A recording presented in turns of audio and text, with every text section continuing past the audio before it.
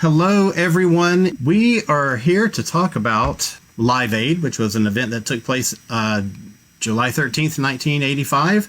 It was the biggest music and the biggest television event ever of its time. It was staged on 2 continents. It was held in the Wembley Arena in London and the JFK Stadium in Philadelphia. And it was broadcast around the world to an estimated audience of 2 billion people. At one point, it was toward the end of the evening, right before Elton John's set began. Billy Connolly announced on stage that they estimated that Live Aid was being watched at that moment on 95% of the televisions on Earth. Mm-hmm. Staggering. Yeah. Absolutely amazing. So we're going to talk a little bit about Live Aid and what an amazing event it was.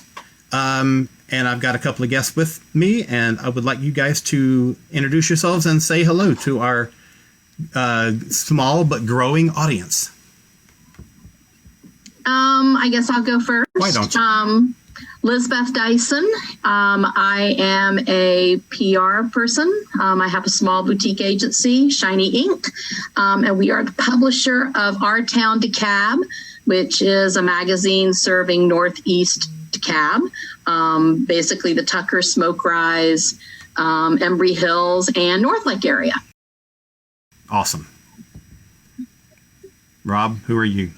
Hi, I'm Rob Levy, and I'm in St. Louis. I'm not where they are. I do a radio show called Juxtaposition on KDHX in St. Louis. It's Wednesdays from 7 to 9 Central Time, which is an hour after Eastern Time.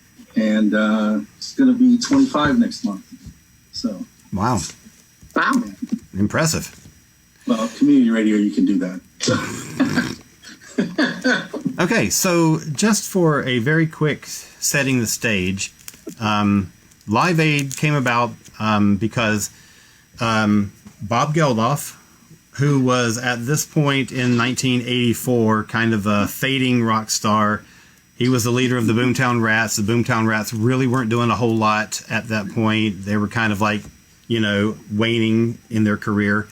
And Bob is sitting at home with his partner and their daughter, and on BBC News comes this report of a famine in Ethiopia, and they showed images and a little bit of video, and it just hit him like this is appalling that such a thing could happen in this world in the 20th century when we have all the resources and the technology that we have. So let's do something about it. So he organized a bunch of his friends to come into the studio. He and Midge Ure from Ultravox wrote a song called Do They Know It's Christmas? This was November of 1984. And he got a bunch of his friends to come in the studio. They recorded the song. It became a massive hit. All the money went to relief for the famine in Ethiopia. And they discovered that there was a lot of food and clothing and basically shipments that were not getting to the places it was intended for. There were all these cartels who were holding up things, and they decided we have got to do more. We have got to break these cartels. We've got to make a way to get all this stuff to the people that are dying. So that's where Live Aid comes in. One record wasn't enough, so we have to do a massive concert, global broadcast. And so that's where it all started. After Do They Know It's Christmas, the Americans got on the scene and did We Are the World. The Canadians jumped in with Tears Are Not Enough. And so all these relief efforts kind of combined into Live Aid. Yeah. So let's talk a little bit about that day. Tell me, both of you, how you experienced Live Aid that day. Did you watch bits of it? Did you watch the entire broadcast? Did you watch it not that day, but maybe later? Start. You go first, Rob. Okay, so for me, it was kind of weird in that it was a lot of bouncing around. My dad had a couple things he wanted to watch on TV, and at the time, cable TV was like new and exciting. Yeah. So I got to see, the first chunk of it at home, and then my dad had a couple things he wanted to watch. So then I listened to it on Westwood One on the radio. Probably for some of the early, it's still early. And then I had two different friends that had cable as well. And we watched, one friend's house, we watched it on ABC and MTV and flipped back and forth. And then we went to another friend's house and watched MTV. Then I went home at the end of the night and sort of rounded the whole thing out on MTV. And I was flipping back and forth late in the day between both. And that's kind of how I listened to it. It was really, upon hindsight, I'm glad I heard some of it on radio, just because I thought it really added an interesting dimension, to hearing it be described rather than be played, video-wise. But it also really added a dimension to it, I think, that people don't think about much, is that, they always think of, Live Aid was this huge global moment for global television, but people don't really realize that it's probably like it's the test case really for like pay-per-view, because you had it on MTV, you had it on ABC, and then you had it on Westwood One on the radio, and then a couple other small stations like your own local independent stations were picking up 3 or 4 hours of it. Some would only run like 4 to 8 at night or whatever, but it was like I don't think people realize now, unless they're in our generation, just how big of a deal it was. Yeah. It was like, and I was excited because there's a bunch of artists I wanted to see, but there's a bunch of artists that I'd heard about that I never got to see. So it was sort of a discovery way as well. But having the multiple ways to discover it was pretty cool. Awesome. Yeah. Lizbeth, how about you? Well, I was actually working that weekend out of town in Nashville at a trade show. And so I got up early that morning to start watching it, when it kicked off in the UK, if I'm trying to remember this. And was actually late for my trade show duty because my trade show booth opened up at like noon. I got in there about 1. And I think I left right after, maybe after U2 played, trying to remember. Whoever it was that was on the stage, I was like, screw the trade show. I really want to see this. Yeah. So I watched them and then was, sorry about that. I meant to turn my phone off. So I was late for my trade show duty.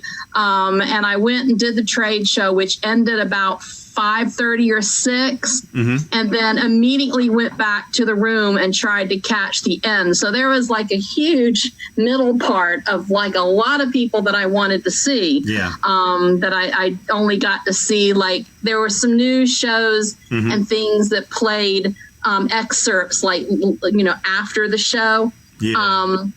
And of course, this was pre-real internet. There was no YouTube and stuff like that. So, and when you were talking about how much of an audience that it had, I mean, think about the fact that there was really only like 60 to 75 channels on cable at that point. I mean, MTV was on basic cable, so anybody who had cable had MTV, but then cable wasn't as broadly entrenched as it is now. No, that's true. And so you only had ABC, as a network, and and they did. MTV was the only one that ran it commercial free, I think, right? Or did they have commercials too? They did have, yeah. So there was no non-commercial. I just remember if you were watching on ABC for sure, which must have been who I watched most of it on when I was watching it.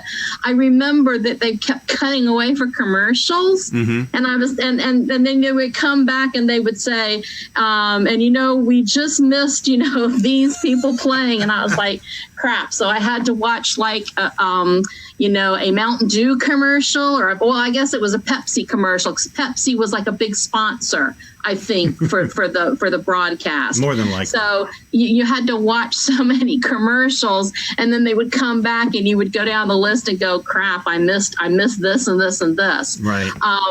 So I tried. If I had been home, I would have sat there from start to finish and watched the whole thing. And it was really only once the internet got up and running that most of us were able to see a lot of the acts that we had missed that day. Right.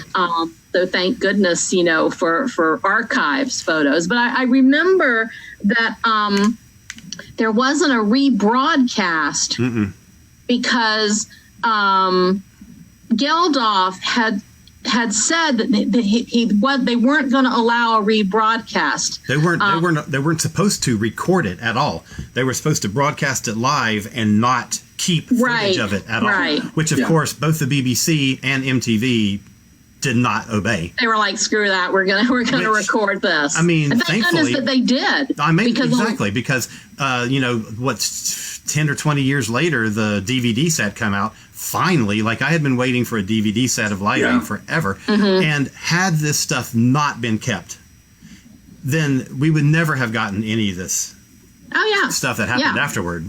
And especially with so many of the performers being gone now. Yeah. I mean, and that it marked the pinnacle of a lot of their live performances. I mean, Freddie Mercury, David Bowie. I mean, and not only that, but there were ones that like U2 was definitely the up and coming thing, and Live Aid just was like the launch pad that the shuttle took off from. I mean, so it kind of launched them the same way that Woodstock launched Santana. And what was interesting, to back up a bit, when you were talking about the environment that was the genesis for Geldof's decision to jump into this. Also during that time, one of the problems with Ethiopia was that the British government, Thatcher's government, was at odds with the Ethiopian government. Yep. And she had it on her political plan to usurp, to underwrite the overthrow of the Ethiopian government. So you added into that element too, which is a large part of the reason that a lot of the aid wasn't getting to where it needed to go. Wasn't just the cartels, but the British government support of a lot of those cartels that they were trying to disrupt the current government. Right. And into that landmine comes Charles and Diana. Oh, yeah. Who, probably Diana more than Charles. Probably so. But, she had a list of bands that she wanted to obviously see. And she obviously sort of got behind this. And I think that part of what it would have happened with the way Britain was doing politics at the time, it probably had more of a chance of happening because they didn't want to trample on those toes. Not even Thatcher at that particular moment was really in a strong enough position to sort of, trample that. And it's a PR disaster if you publicly say, oh, this isn't going to work, but then, the monarchy's behind it, neither of which is particularly popular in 1985. I mean, even though Diana is usually popular around the world, she's still not. The idea of a monarchy in austere Britain is not exactly hip. But it's interesting that you have that political dynamic going on at the same time as well. And I think I can remember whenever they did the cutaways during the British broadcast, and they showed Charles and Diana in the audience. She was obviously getting into it. He was standing there somewhat clueless. There was a bit of an age difference between them, and there was certainly a cultural difference between the two. Well, yeah. There was a time when he was dancing, and they did comment on it. I can't remember who it was, but there was a time when he was actually, dancing. Not like, Little Richard dancing or anything, or, Wouldn't that be a sight? Oh, I know. But no, it was, they did comment, comments like, oh, look at, so yeah, I think that dynamic is really sort of the fascinating end of the sort of sidebar story of this whole thing too. Who, going into this, who were the ones that you were most looking forward to seeing? Like, who was sort of the keystone of the whole thing for you? You want to go first? You want me to go first? Or you want to go? I'll go first. I mean, I was looking forward to you too. Yeah. Okay, sure. I think a lot of that segment itself was an interesting little bit of trivia, because supposedly Bono burned 15 minutes of their stage time because there was a girl in the audience that was in danger of being trampled or something, and he actually reached down and pulled her up on the stage or went down there he jumped into the and pit. kept her from getting overwhelmed, and it took 15 minutes for him to do this, right? Well, it was the security people were already pulling people from the front because the crowd was surging forward so much. And because if you watch earlier in the day, from the very beginning, people in the front of the crowd are all waving flags. They're all U2 flags. U2 was the thing that the British audience was most excited about, it seems. So when they come out, the whole crowd just surges forward and is crushing the people up front. So security is pulling people over the railing to basically, keep them from being crushed. And Bono said that the whole event was so massive that he just couldn't wrap his head around it. So he was looking for some way of making an intimate, personal moment in this huge behemoth, And so he saw these people being pulled over the rail, and he just kind of locked onto one in particular. And as they pulled her over, he came to her and sort of embraces her and slow dances with her. And it become the most iconic single image of Live Aid. And I think that's the thing that put them on they were already on the map, but really put them into the stratosphere. And the band freaked out because they couldn't see what was going on. They couldn't see that he was doing all this stuff. All they know is that they're still playing Bad, which is song number 2. They still have to play song number 3, which was supposed to be Pride in the Name of Love. Which they never got to. They never did. And they're like, do we keep playing? What the hell do we do? And about the time that they are thinking, we just need to cut the song, he comes back up on stage, but they had no idea. Adam, at one point, an interview said that he was furious with Bono for putting them in that position. Yeah.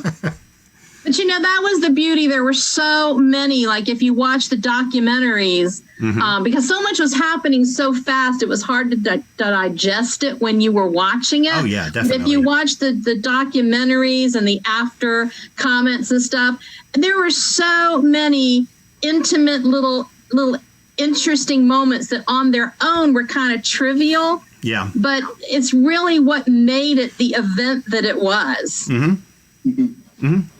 Rob? So what was interesting for me is that I sort of had this gut feeling that this was going to be the moment. I know we talked about U2, but you have In Excess from Australia, you have Simple Minds, and you have U2. And I kind of had this sense that the way the records were all going, that this was going to be sort of their coming out party to say, you guys are here, now you're in a... This was sort of the putting them on a map for large scale global things with those 3 bands, which I thought was interesting. I really, I was excited because, all the stuff I've seen of David Bowie was stuff that was previously recorded past tense. Yeah. This is the only time I could see, there was something for me really magical about seeing David Bowie and Brian Ferry as well in real time. Exactly. And even Paul Weller. I was excited to see the Style Council. I would have rather have seen the Jam. But so I was really, really excited, obviously, about U2 and Bowie. I wanted to see McCartney because, again, it's a Beatle, and you don't see the Beatles. Right. But I kind of veered off into... I get kind of weird when people say, oh, who are you excited to see? Because, 17-year-old New Wave me was kind of... It was a dual thing because I was excited about bands like Ultravox and Howard Jones, and I really like Paul Young. So I was excited by that. But at the same time, I was like, there's going to be some people like, it's like, okay, I've never really heard Status Quo. I don't know much about them. And I knew I liked Queen, and I knew they were around, and I knew they were good, but I had no idea. No friggin' idea, that was coming. Well, but like I really loved the Ultravox set. It was great. And like Howard Jones only played one song, but he talks about how, all of his band and all of his band equipment and everything was in the States because he canceled 2 shows in the States to fly because he wanted to do it in England. He didn't want to do it in Philly. And he wanted to come over and do that. And he gets to the piano and they're like, oh, this is Elton John's piano. And he's like, don't tell me that before I'm going, So, I think that's interesting. And I remember, I was really excited about a couple other things. Like, I really was hoping the Thompson Twins would be more than they were. Upon hindsight, I understand why now, because Tom Bailey had huge anxiety issues. And I like Madonna was enjoyable, but somehow I thought that was going to be better. But it was like, okay, I'm not going to see Madonna ever. I'm not, 17-year-old me thinks I'm never going to see these people. Like, but like, it's the only time I ever got to really see Ultravox. So, but that U2 set, man, that is, I was a fan of them when that record came out. And the other thing too is they didn't know he was going to do the whole Ruby Tuesday thing either. So that was kind of the start of them putting songs in the middle of other songs. And I just remember going, okay, this is pretty intense, And I think, had Queen not played that day, that U2 probably would have been their big thing, except for Queen, and even Bowie. And I know you're going to talk about Bowie, so I don't want to talk about him too much. But you don't know me. But that was like, I was just like, wow, this is, it was cool seeing David Bowie in real time. And it was cool hearing because that was at the Let's Dance era. So like everything David Bowie at that point was like 80s Bowie, right? And so it was cool to go back, into the low catalog and Heroes and some other things to sort of get a broader palette of Bowie. And I liked him before, but I left that going, okay, and I remember, I wish I had it. I was looking at all my old notes and I don't have it, but I remember writing on a piece of paper, see David Bowie sometime live. Oh my God. There's certain artists that I'm like, I have to see David Bowie live. So did you ever get to? Yeah, I did actually. In person live? Yeah, and then the only weird Bowie story I have is there was a club in New York, and Cherokee was playing, and he was about 6 people over from me, and the girl I was seeing at the time was like, "It's me." I'm like, "Holy shit, it's David Bowie!" And there was like kind of a pause. I don't know if anybody heard it, but I was like, I just remember being too scared. Like, I didn't talk to him. I didn't go see him. I just sort of kept looking over, going, "Oh, that's David Bowie." And everyone left him alone too, which is great. Just like, wow, that's New York. I know, but it was still like, So now, of course, I'm like kicking myself. But what would you say to David Bowie? No. But that was the whole thing. Was just there's so many things I didn't expect to come out of it liking that I did. I mean, in many ways, it sort of broadened my palette a little bit towards some of the metal bands. Like I hadn't really been exposed to a lot of the metal stuff, and a lot of like Tom Petty. I never really knew much about. Tom Petty before that too. So it kind of gave me a broader palette. I'll tell you, when you talk about coming out with things that you enjoyed that you didn't expect to, I was going to ask later about your like unexpected highlights. So I'm going to go ahead and tell you one of mine is the Eric Clapton set. Oh yeah. I am not an Eric Clapton fan. I knew the 3 songs that he played, and I like them, but I'm not like a big Eric Clapton fan. But his set blew my mind. Like, it was so good, and it's still one of my favorite ones to rewatch. And I just did not expect. I was looking forward to, from the American stage, I was looking forward to Sabbath and Judas Priest and all these things. I did not expect to be so into the Eric Clapton set, which means maybe I should really listen to more of him than I do. Well, some of the people I watched it with were really, that was the other interesting things. Like I watched it with people and all were excited about different things. Yeah. Like it's, there were people I knew that were like way, way into seeing Zeppelin and Sabbath and Judas Priest. Yeah. I was also curious to see Run DMC, which I'm glad I got to see. Yeah. It's really interesting the way the shows are kind of stacked. First of all, the British show was from noon till about 10 p.m. The American show ran from 9 in the morning till 11:30ish, so almost midnight. Yeah. So a much, much bigger show in America. The British show got a lot of criticism for there being no black artists. For a show that's benefiting, famine in Africa, there were no black artists except for Sade. She was the only, she's from, born in Nigeria. She was raised in the London area. But she's the only one. I mean, there were like, backup singers like, what's his name? Paul. Anyway. I know who you mean. Yeah. It had, but that was it. There were no major artists. So, but everything was very, very British. The beginning of the day was, you're sort of like very, very typical British pop bands like Status Quo and Style Council and all these things. The middle of the day, you get sort of like the quieter things like Sting and Phil Collins did their little acoustic set, that kind of stuff. And then the second half of the day was literally like living legend after living legend, but all like intrinsically British. And then you come to the American show and you've got Black Sabbath and then Run DMC and then the Beach Boys and then Clapton and Zeppelin. And then you get Patti LaBelle. I mean, it's all over the map. Yeah. You get Joan Baez, you get all these things. Like it's just this mishmash of styles and genres. And it's really interesting to see how different these shows were put together. Yeah. One of the things I remember, there's a thing, I remember watching a thing on this, and they were, upon hindsight, I didn't realize it till, years later, there's no reggae at all. And there was a running thing where people keep going to Geldof, no Utahs, no Oswald, Yeah. And he was very adamant about saying there's loads of bands that I wanted to have, but I was there to raise money and I couldn't screw around. Yeah, absolutely. And that was sort of his mentality, right? His mentality was bands that will make money and make people in Britain pick up the phone. Yep, absolutely. The American mentality is because we have sort of a longer heritage, we could get away with digging into folk and blues and soul a little more. Yeah. And that might be part of it. Maybe, yeah.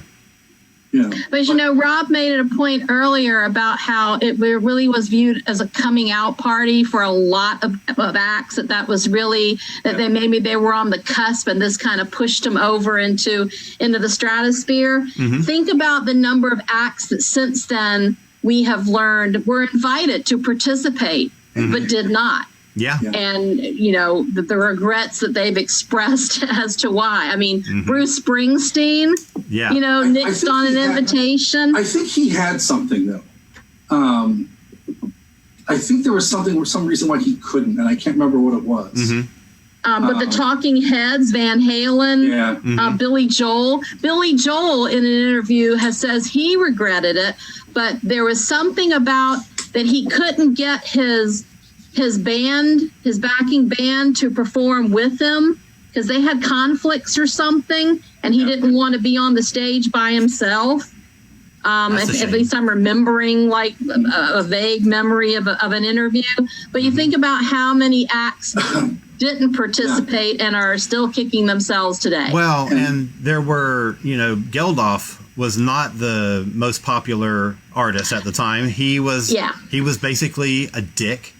No one. That's what I've heard. No one took him seriously about this whole thing. It was hard to get Band-Aid off the floor to do you know they know it's Christmas, much less stage an event this massive.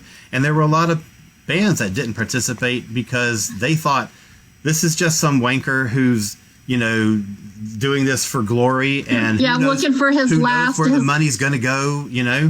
So, but again, Michael Jackson was invited and said no. Yep. Stevie Wonder said no. Yep. Diana Ross said no. Yep. And then worked the phones to actively get other people not to do it. Yep. And because I think a lot of people thought that there would be something like this with USA for Africa as like a global thing, and they were holding on to that. Yeah. But Whitney Houston didn't do it. Ironically, the Village people didn't do it. I mean, there's tons of like really odd people that were invited that didn't do it. Prince didn't do it. And Prince Yeah. got raked over the coals in the press for not participating in Live Aid. Yeah. He and Wendy and Lisa did the little acoustic video of For the Tears in Their Eyes, which was a song they recorded for the USA for Africa album. Yeah. And they sent that, and that was played on the stage and broadcast on ABC or whichever network was showing it at the time. That was his contribution, but he didn't perform. And man, so he wrote a song. It was a B-side from one of the Paisley Around the World in a Day singles. It's called Hello, and it's basically Get Off My Back. We didn't do the thing you wanted us to do, but, Yeah, I wasn't sure where Prince was at this time going on. But also, like, no Kate Bush. There's lots of interesting... Yeah, I thought about that. There's a couple interesting glaring omissions. Kate Bush, and there's a stage fright thing. There's stuff like that. Like XTC's got stage fright, so you get that. Yeah. But there's not... there's no Clash. No. There's no... But again, in 1985, The Cure and Susie and all those bands, they're not what they are. That came later. Right. Depeche Mode's not what they were. Right. And they moved... There was, I think, a conscious decision not to put a lot of synth bands on it because in terms of the setup with... the time to set up and get everything going. It's like you could play keyboards. Like Thomas Dolby could play keyboards, but you couldn't really do a lot.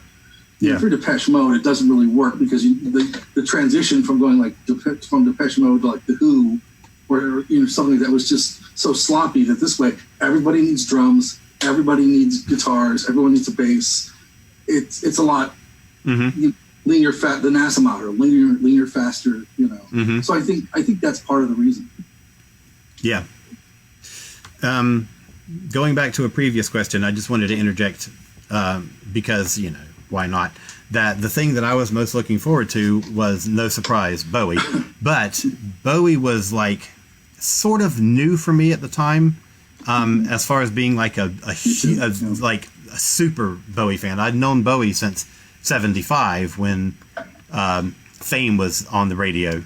Fame was his first #1 hit in America. And then the year later, it was... anyway, so I knew Bowie from the radio, and then I started to get a little bit more into him, and I started to see things. And 83, when Let's Dance came out, that was kind of like this... That started to seal the deal. In 84, they released the concert film from the Serious Moonlight Tour, and that's the thing that did it. That was when I was like... that's when all the pieces came together. Yeah. When it was like, wait a minute, I know there's so many songs in that show that I knew that I didn't realize I knew. And so I was like, holy shit, Bowie's amazing. So again, like you said, Live Aid was my first chance to see him in the moment. And so that was the thing that I was most excited about. But there were so many other things too. All right, so tell me some of the things. You mentioned some already, Rob. What were some of the other things that you didn't expect to enjoy as much as you did? Something that really just caught you unexpected. I was really surprised. I knew it would be good, but it's 1985, so the Four Tops played, right? Yeah. And as much as I love the Four Tops, right, because I heard the Four Tops from my brother growing up, right? Mm-hmm. And they're older in 1985 than at their peak, right? And they were really good. Yeah. And I appreciate the fact that Hall & Oates had two members of the Temptations with them. Yes. But it would have been just a lot better to have the Temptations and the Four Tops. Right. Right. Oh yeah. And I had not really been exposed to Joan Baez or Patti LaBelle very much, and they were both good. I mean, it was hearing something new, which was cool. Yes. Which I enjoyed. I it's embarrassing, but I was kind of surprised at how well, like, these sort of throwaway bands now, you're like, what? But I was surprised how well, like, the Hooters were, right? You know, the Hooters were sort of like, this was 1985. The Hooters, and they're from Philly, so this is their moment. And but I'm like, they're good. So they were really good that day. They got added at the last minute to open the show, since they're from Philly, and Geldof was not happy, and he is quoted as saying, "Who the fuck are the Hooters?" Are the Hooters? Yeah. But they were sort of like the newest and kind of like the hottest upcoming thing. Yeah. Live Aid should have launched them the way Live Aid launched U2. Yeah. But it didn't quite happen. I remember watching the Cars. Oh, yeah. And going, yeah. Wow, this is it. I mean, they were okay live, but it's kind of when you know, it's like, wow, they aren't a good live band, you know. Right. It's like, it's not that I hated the Cars. No. It just was like, I was expecting, I left wanting. Right. And, you know, with the Cars, I left wanting more Joan Baez. I was like, okay, I'm going to listen to some Joan Baez records. Patti LaBelle, I was just like, because Patti LaBelle sort of clicked. This is going to sound crazy, but stay with me. Patti LaBelle sort of clicked on all the ways that Bowie did, meaning she had an understanding of, you know, progression of melody and harmony. She had a really great voice. She knew how to work an audience and hold them. Mm-hmm. And I think she had that sort of personality that you needed. So I really wasn't expecting that to really go over like it did. I think if you watch the American audience throughout the day, and the American lineup was so diverse, based on the reactions that different bands got, the majority of the audience were like classic rock fans. They were there to see Zeppelin. They were there to see Clapton. You know, that kind of stuff. So I don't think that they were really there for Patti LaBelle. So she, especially being late in the night in one of the headlining slots, you know, she had a very kind of uphill battle to win that audience over. And she fucking blew me away. Like, ABC, she played 6 songs. ABC broadcasted 2 of them. And those are the 2 that are on the DVD set. And they're still like 2 of my favorite songs from the whole Live Aid experience. Yeah, she's just phenomenal. If you would have told me, you know, in 1985, that Madonna and Patti LaBelle would be playing the same concert, but Patti LaBelle would just drag her carcass across the floor as a live performance, right? You know, and I was disappointed at the Thompson Twins set and they even had Madonna. Yeah. You know, and it still fell flat. You know, so agreed. So Lizbeth, Patti LaBelle thing was amazing. Oh, it really is. I mean, she tore those songs up. Okay, Lizbeth, what were some of your unexpected highlights? You know, I just love the concert experience. I can't really say that there were any unexpected highlights because I was just really excited to be there, you know, through what I could watch. Yeah. I mean, there were some groups that I really just weren't that excited about. Yeah. You know, and I've never been a Phil Collins fan. You know, and the fact that he was on there twice, well, more than twice, but, you know, the fact that he actually, you know, got on a plane and I remember the video, you know, of him being helicoptered, you know, from Wembley over to the Concorde. Right. And then when they picked him up in Philadelphia and I thought, you know, Lord, I had to sit through him like in Wembley. Yeah. And now here he is, like in Philadelphia. Right. It was like Santa Tracker. You're like, where's Phil Collins? Yeah, really. There should have been like one of those little airplane maps, like they have on the airplane that showed like the little plane moving. Exactly. And all it did was reinforce to me. It was like, why didn't Peter Gabriel get to be on the agenda? But I mean, I didn't see him perform with Led Zeppelin. But supposedly that was like the bomb of the evening. One of them, yeah. It was one of the British press called it the worst rock reunion ever. and it really wasn't that bad. Plant's voice was a bit shot, and Jimmy Page, first of all, he's gotten criticism for playing sloppy in Live Aid, but he's always a sloppy player. and his guitars were all out of tune, and it just wasn't great. It wasn't, but the audience, man, the people that are in the stands at the moment bowl them over. You know, they were just happy to see Led Zeppelin. Exactly. I mean, Well, how often in your life do you get to be in the presence of Led Zeppelin doing Stairway? Mm-hmm. Yeah, and at the same time, you know, some of these bands, like nobody, for example, no one wanted to play first because they wouldn't get a sound check, right? But like some of these bands are like literally walking out of like their houses and playing, and they didn't have months and months and months of prep time. No. Yeah. So, No. you know, there is a sort of rough and ready appeal to it. Exactly. Well. Exactly. Yeah. Bowie was in the studio recording the songs for Absolute Beginners. And so he was just using, you know, a pickup band, you know, 7 studio musicians or however many it was. And so he walked into the studio the second or third day that they were there. And he said, look, I've been asked to do this gig. Would you guys mind, you know, doing it with me? Showing up with me. He didn't say what the gig was. He just said, And you know, I've been Thomas asked to Dolby do this talks show, you know, since we're all here, would you mind working up some songs for me? And they said, of course. And then, of course, they're on, you know, 95% of the televisions on Earth, you know, in a week from that time. And the Bowie thing is interesting because they worked up 7 songs. Bowie selected 5 of those 7 to play. And then they had that film from the Canadian Broadcasting Company of the famine, you know, victims. And Bowie saw it and he was like, you have got to screen that at the concert. And Geldof was like, we can't. There's nowhere to put it in the schedule. And Bowie gave up one of his songs to make room for it. Yes, he did. Yes, he did. Yeah. And Geldof was furious with the BBC for not doing enough bumpers of like, you know, call this number to donate your money. And he said, and he said, showing that film was the thing that broke the dam. And I was watching a documentary this past week. I found a 2-part documentary. It's 2 90-minute documentaries, one about the putting the event together and one of the actual day.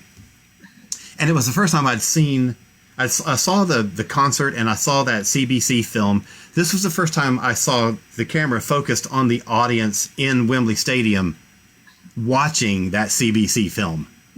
And it was like, everybody's like, yeah, Queen, and yeah, Bowie, and like, and then they start showing that film, and it's like silence, and people in the audience are crying, and they like are like glued to the screens watching this film, and they can't pull away, and it was amazing.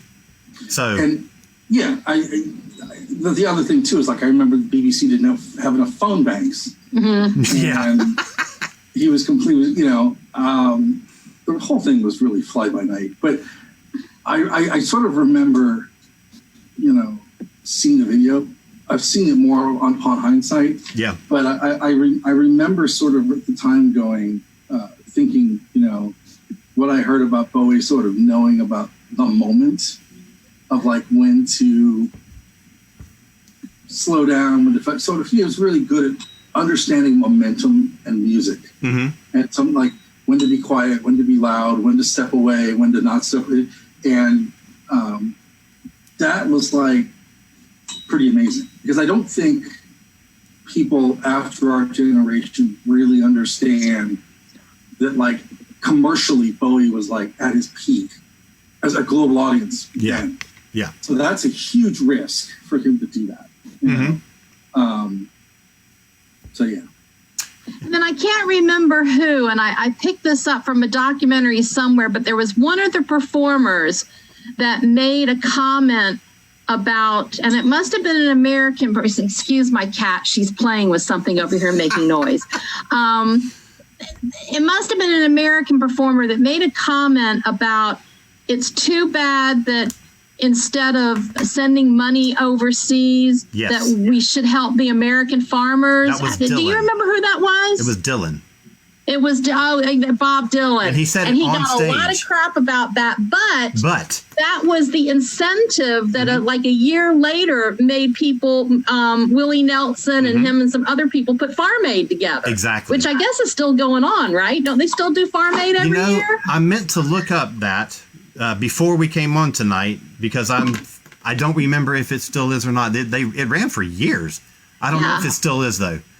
And speaking earlier of U2 and them creating, or Bono creating the big television moment, I don't remember if it was one of the Farm Aids or if it was the, there was a Nelson Mandela concert where they were like anti. Yeah, the Sun City thing. It was the free Nelson Mandela thing, and like all the big, and I don't remember which one of those shows it was, but U2 is playing, and the same thing happens where they play bad for like 30 years, while in this case Bono climbs up the rigging of the like the lighting, not the lighting, but the sound. And he's like climbing like 30, 40 feet up in the air, and people are like, holy shit, he's going to fall and kill himself. But the camera is following him, and it's like this riveting moment. But you're like, the band is just left on stage playing this song forever. So he's crazy, that man. But he's so spontaneous and so in the moment. Yeah. Or at least maybe he was then. I don't know still. But, but he was, they were working to make a name for themselves. And, the Live Aid, was the incentive for so many benefit concerts after that. It became the hip thing to do, apparently. Yeah. Yeah. The Princess Trust. And, yeah. That Nelson Mandela. And I guess the nearest thing that we can equate in England is the concerts that Prince William and Harry put together to celebrate his mother's birthday. That, to me, that was the next biggest concert after that. And they were raising money, I guess, for the Princess Diana Foundation, the AIDS group. Yeah. But I guess because I watched that on television, of course, now that we have the internet, you could watch it everywhere. Yeah. But I remember watching that thinking that Diana was at Live Aid, and this was kind of an interesting memorial to her from her sons, kind of reflecting what, with her attending Live Aid, that this was kind of the next biggest thing. I just want to say very quickly to the folks that are watching, if you have any questions or comments, or you want to share any memories, please throw those in the comments, and we'll get to them in our interview. And I don't know why I haven't said that like 10 times before now, but I'm saying it now. If you've got any memories to share or any questions about Live Aid or comments about it, let us know. Yeah. All right. So, where do we go from here? Do you think we have the one thing that we have not talked about really, which everyone it's the first thing people think about Live Aid, and that's Queen. Do you think that Live Aid would be as well remembered now had it not been for that Queen set? Do you think it would have had I think so. Okay. It would be remembered for different reasons. Sure. But I think that it still would be remembered. I think that maybe the Queen performance was kind of jettisoned up in everybody's memory because of Bohemian Rhapsody coming out. And that was like the ultimate moment, for that movie. Sure. Because his performance symbolized so much about his life. Yeah. So I think that really is what jettisoned it up in everybody's memory. Sure. In the last 2 years, that's true. But but Queen has been emblematic of Live Aid for the last 30 years. So I think that if you don't have Queen, everyone says, wow, that U2 would have probably had the moment. Yeah. That's true. But then everyone would have talked about there was a lot of cool stuff, other stuff to see. Yeah. But I don't think it would have left the musical footprint. It still would have left the flow. It still would have been important for the history of like philanthropy, human social activism, and it sort of launched this, movement of artists getting involved in political things. Right. It sort of kickstarted it more in the 80s than it should have, than it was at the time. So I think the Queen set is essential.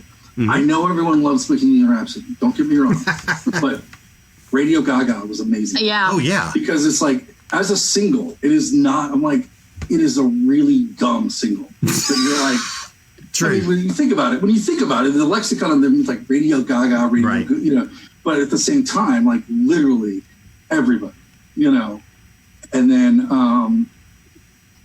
yeah, I think that is a moment that sort of transcends, you know, because you think of Woodstock, which I was not around for, and everybody's like, oh, Woodstock was this cool festival, but no one thinks of, you know, maybe Hendrix. Right. Like Hendrix at Woodstock. It would have been kind of like that. But I think this sort of is in that vein. You know, it's like you can ask somebody who's never heard or seen anything about Live Aid, and they will know that Queen had a great set there. My buddy Reese Carter, who is a wonderful drummer, and I was in a band with him for a while, and he's just one of the coolest dudes I've ever known, says that the Phil Collins and the dual performance was a memorable moment for him. And about that, you know, it's kind of like he did his thing at Wembley and then jumped on the plane and came over here, and people, partly because of its notoriety, remember him as playing along with the Zeppelin set, but I think people forget that he played with Clapton as well.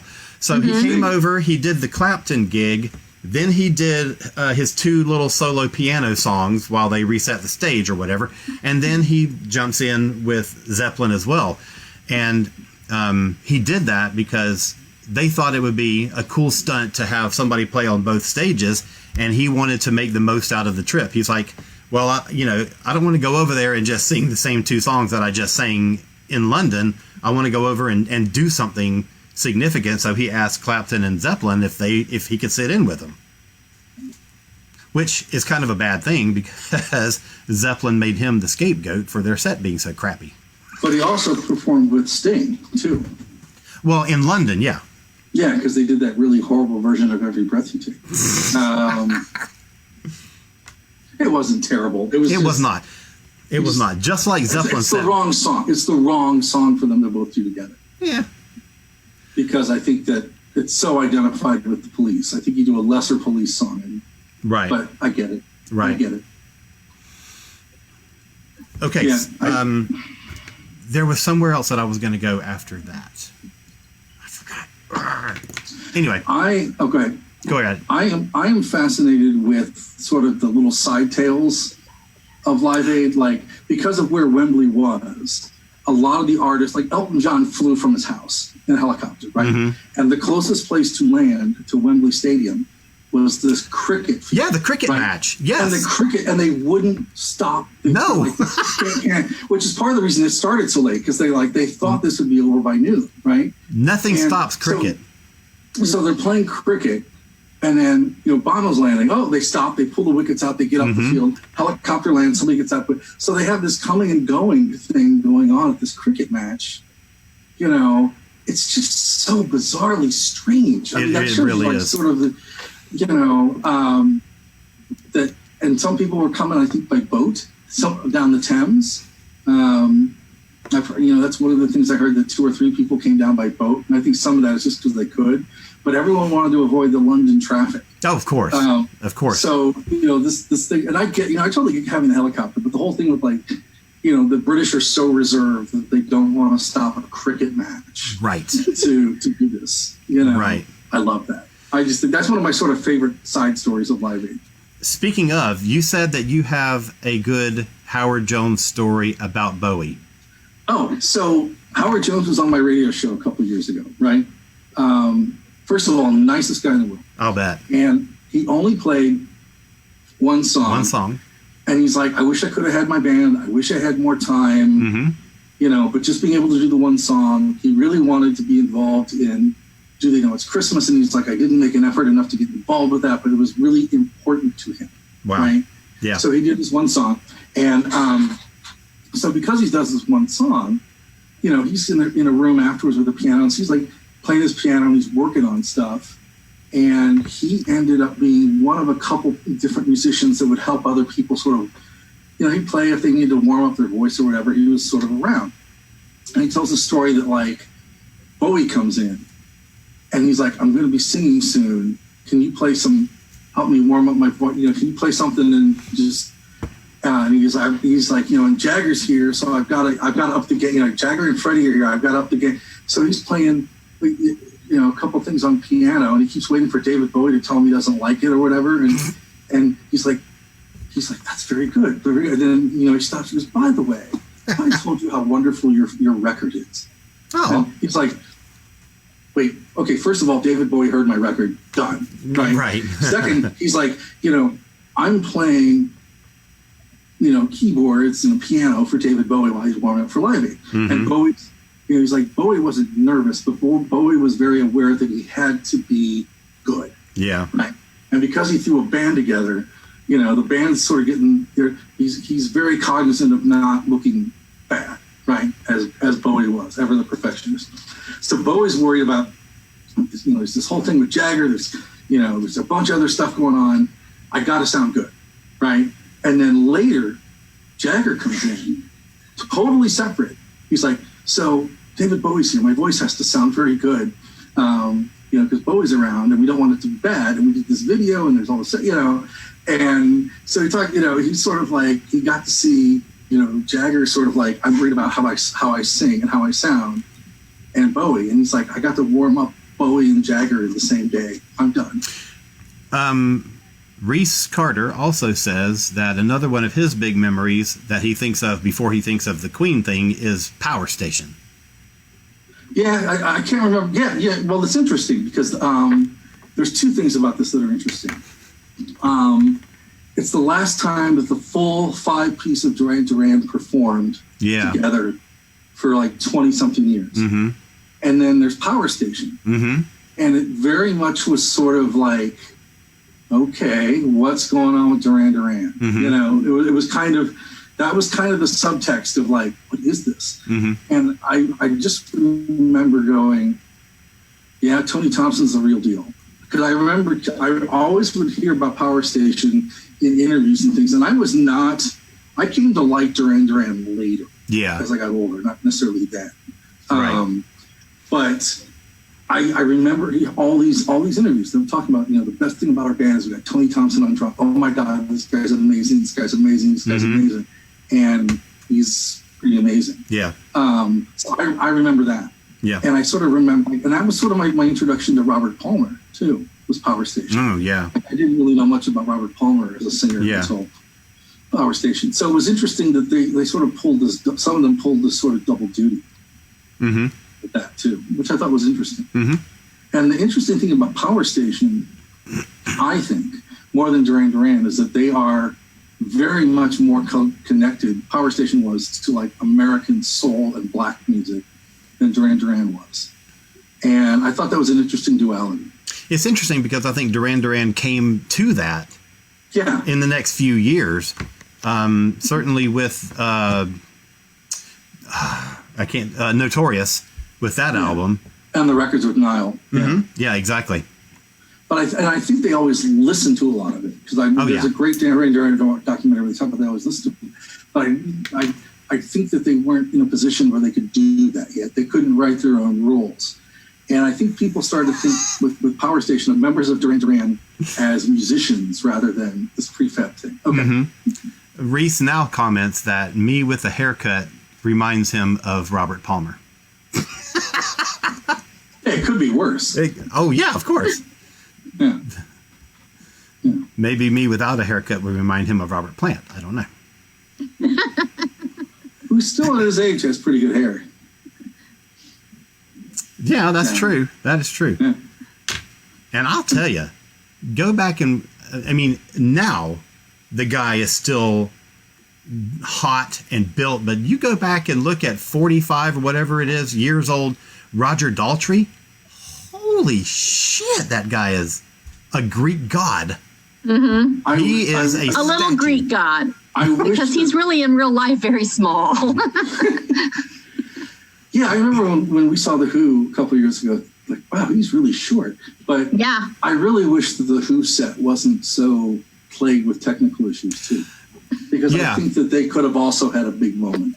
Yeah, totally. And it's interesting that, to me, just the logistics of this whole thing, neither one of these concerts should have happened the way they did. They built these revolving stages so that one band could play while another band was being set up, while a third band was being torn off, their equipment being pulled off the stage. And the afternoon before the concert, the stage still didn't work on the London set anyway. So the fact that these things there were technical issues with McCartney. His microphone basically went out for almost his entire song. One of the reasons that two of the other Patti LaBelle songs weren't broadcast or included is because her microphone didn't work. Like for her entire fourth song, no microphone. And there were just all these little things that happened, but nothing major. Everything worked, and that's just incredible. Well, what's interesting too is they ran it off of, like in England, they ran it off of 4 generators. Yeah, I know. It's like, you're like 4 generators, and I think one blew. I don't know the specifics, but I know they had issues with one. But they had 4 generators. It's like, really, you can only get 4? And I don't know the cost of all that stuff, but to me, it seems like a lot of it was flying by the seat of your pants to a certain extent. Oh, yeah. And the fact that it got pulled off and it wasn't a mess. Yeah. And the fact that we didn't know. I mean, I think I think they kind of get a pass because everyone knew it was something this big thrown together in like 4 weeks. It wasn't going to be technically perfect, right? Right. But, it could have been off the rails before it even started. Yeah. Plus you have 4 generators, 2 continents, but then you got 110 countries watching on 13 satellites. Right. And no one knew, is this going to fry a satellite or what's going to, and then, like I remember they brought in and I don't remember this, but I remember they went to the Czech Republic to feature a band. And they brought, people in from Japan, but if those feeds didn't work, they didn't have a band ready to play. Right. Right. So, like I remember Loudness played. I don't remember anything about it, but like, if they're set or In Excess from Australia, if those feeds don't link up, like I almost want to see the Live Aid from the guys in the trucks. I almost want a whole documentary on just the guys in the trucks that day. Me too. And then a documentary on just the stage people. Yeah. The stage, absolutely. One of the things about now, people miss all this stuff, but I don't think people are starting to realize that like there's a lot going on with concerts that to put them on. Yeah. So I think a lot of these people that are sort of overlooked heroes are going to get a little more attention. But I love the fact that they had glitches, more or less everything happened okay. Like some of that Thompson Twins thing of Revolution. Yeah. I'm convinced it had to be the sound, and that they can't sound that bad. Tom was as much as Tom Bailey is a sound nerd. Yeah, but he was flat that whole song. Yeah. So either bad monitors or I don't know what, but yeah. So I've got my Live Aid DVD. I have that. Yep. Did you guys also watch Live 8? Which was sort of like the sequel. Was that for the 30th? Was that for the 30th? It was timed for the. It was right around 30, and it was timed for the G8 conference. I remember it, but I remember very little about it. And the conceit was that it was Live Aid except staged on 8 different continents, and broadcast with this. I mean, it was massive, and I mean, it's got an incredible set list that. There was a lot of things that aren't included on the DVD, but Madonna and Maroon 5 and Kanye and Sting and Stevie Wonder and Pet Shop Boys and REM and McCartney, of course. And the big, like Zeppelin was the big thing for Live Aid. Pink Floyd was the big thing for this one, where Gilmour and Waters were going to be like on the same stage with each other and not punch each other in the face. And play a set of songs together. So it just didn't have the cultural impact that Live Aid had. But it was ambitious. It's kind of hard after that. Well, yeah, but there were so many festivals that came up after. Live Aid. Can you envision something like that happening now?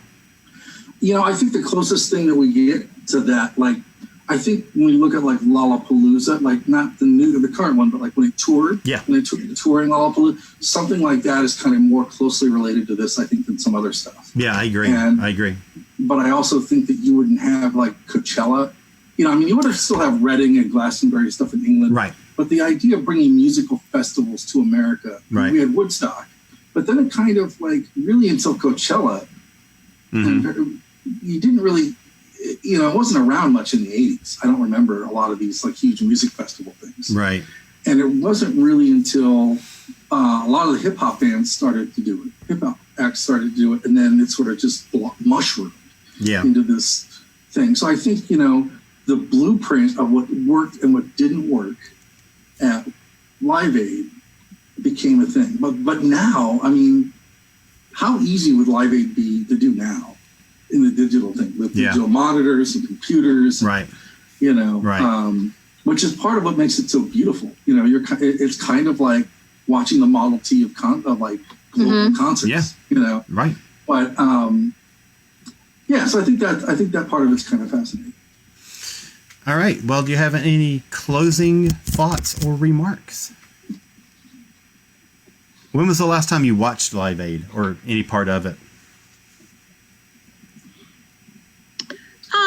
I watched some stuff on YouTube and kind of to refresh my memory about some things. So within the past week, I watched a couple of the iconic performances to kind of refresh my memory, but also some of the the ones that I may have missed, during that 6-hour period that I was forced to work. Damn. But I don't have the DVD set. I should get it because then I could watch like the whole thing that I might have missed. So it needs to be a Blu-ray. It never came out on Blu-ray, did it? It really needs to be remastered and maybe completed a little bit more. Yeah.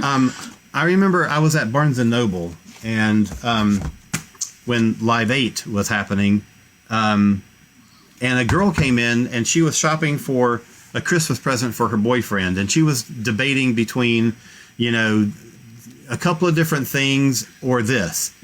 And I'm like, well, I can see him liking this and, maybe this other thing. And this would be good too. And she goes, well, I was thinking about this one because he was at the London concert. I'm like, you have got to get this for him. He was there. You have to get that for him. So I made a sale from that. Nice. Yeah, I think for me, like, I definitely remember going back and watching the Bowie set, especially after. I remember going back to watch that U2 set a couple times. And I remember really sort of taking the two big deep dives I took is when the Freddie Mercury movie came out. I just sort of was like, I remember this. I know it was this, like, as a person who loves music, I remember this being like a moment of like, for me as like a musically aware person, I need to see this again. Yeah. And it doesn't age. Yeah, exactly. And Midge came here on his last tour. He did a solo tour. So I'm like, I haven't seen that Ultravox set in forever. Yeah. And that's actually really, really good. It really is. It really is. Yeah. So, those are kind of the big ones. Sadly, I go back to like sort of the bigger stuff. And I've tried to go back and pick up some of the smaller stuff now with this. But more of it is being available now, too. Like, even 5 years ago. Yeah. Trying to find like the Hooters Live Aid set, Right. Or even, the Elvis Costello All You Need Is Love set, Right. You can't find, but now everything's on, They had, YouTube had a Live Aid channel for a while. I don't know if it still does, and I don't know exactly what. They kind of have something up. Yeah. And a lot of it's on Spotify, which is great. Basically that whole soundtrack thing. And I'm always like, I always have to stop myself like, well, why isn't this available? Why isn't this available? But then I have to go, because of sound quality. But now I almost wonder, can they digitally fix the Patti LaBelle set? You know, maybe. Elton John was another one. His first song, "I'm Still Standing," horrible sound. They fixed it by the end, and the rest of his set was pristine. But that one song was just like squealy mics all over the place. Yeah. So they can. I don't know. Anyway, so you have any last thoughts, Lizbeth? Okay. No, not me. Just enjoyed listening to you guys more than my contributions, because you're like little historians. Well, thank you both so much. I very much appreciate, helping me to just like delve into one of my favorite subjects. And I did, back in September, I did a 50th anniversary of Woodstock program at my library. And my friend Mike Faber was in on it. He came up and he was like, we had this amazing discussion. We didn't have a huge audience. I was very disappointed. I mean, it was like 20 or so people, but there was 20 people who were really into it and asked lots of questions and knew lots of stuff. And it was one of the best events that I've done at the library. I was planning on doing one for this at the library. And of course, now we're not open to the public. So no more events for a while. So this was my solution for doing it. So I very much appreciate you both joining me for it. It was so much fun. It was nice too to go back and think about that again. Yeah. It was nice. I mean, I don't think you necessarily thought about this, but I was watching some of this the other day, and I was like, it's kind of nice to go back and think of the time when everyone in the world was doing something together. Exactly right. Yeah. Exactly. Because I can't think of, especially 1985 when the whole world was just like, everyone thinks the bomb's going to drop, Right.